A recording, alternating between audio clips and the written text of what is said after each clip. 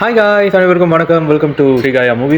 இது 70% ஸ்பாயிலர் கிடையாது. இருந்தாலும் மிச்சம் 30% ஏதாச்சும் என் வாயை மாரி நான் வளரவும் வாய்ப்பு இருக்கு. எனக்கு காண்டி இந்த சோனிக்காரன் மேல முன்னெல்லாம் ஒரு படம் வரப்போகுதுன்னா மேக்சிமம் ரகசியமா காப்பாங்க. ட்ரெய்லர்ல கூட நம்ம ஆர்வத்தை தூண்டுற மாதிரி சின்ன சின்ன சீன்ஸை கட் பண்ணி போடுவாங்க. ஆனா இந்த சோனிக்காரன் எல்லா முக்கியமான சீனையும் சோஷியல் மீடியால ரிலீஸ் பண்ணி வச்சிருக்கான். ஒரு ஸ்பைடர்மேன் ஓஜி டயஹார்ட் ஃபேனா இந்த படத்தை பார்க்கும்போது என்ன தோணுச்சுன்னா, டே பீட்டரு, நீ உலகத்தை காப்பாத்துனதெல்லாம் போதும், நீ முதல்ல ஒன்ன பாத்துக்கன்னு வாய்ப்பு கிடைச்சா நேராவே போய் சொல்லிடுவோம் போல இருக்கு. MCUல வெளியான 4 ஸ்பைடர்மேன் படங்கள்ல இந்த படம் வந்து ரொம்பவே வித்தியாசமான ஒரு படமா தான் இருக்கு. நேத்து பார்த்துட்டு வந்தேன், இன்னைக்கு வரைக்கும் அப்படியே நெஞ்சில நிக்கு. சின்ன வயசுல ஸ்பைடர்மேன் மாதிரி பவர் கிடைச்சா செம்மையா இருக்கும்னு நினைச்சிருப்போம். ஆனா ஸ்பைடர்மேனா வாழ்றது எவ்வளவு கஷ்டம் தெரியுமா? அதுலயும் பீட்டர் பார்க்கற வாழ்றதுலாம் சான்ஸே இல்ல. டோபி நடிச்ச ஸ்பைடர்மேன் 2க்கு அப்புறம் எனக்கு என்னமோ இந்த படம் தான் ரொம்ப எனக்கு க்ளோஸா ஃபீல் ஆனிச்சு. ஏன்னா ரைட்டிங் அப்படி. பீட்டர் பார்க்கர், ஸ்பைடர்மேன் இந்த ரெண்டு கேரக்டருக்கும் அவங்க எழுதின அந்த ஸ்கிரீன் பிளே தரமான ஸ்கிரீன் பிளே. இந்த கதையில மனசு ஃபுல்லா ரொம்பவே டவுனா இருக்கிற பீட்டர் பார்க்கருக்கு வாழ்றதுக்கு ஒரு நம்பிக்கை கொடுத்திருக்காங்க. Peter பார்க்கருக்கு ஒண்ணுனா Spiderman வருவான்டா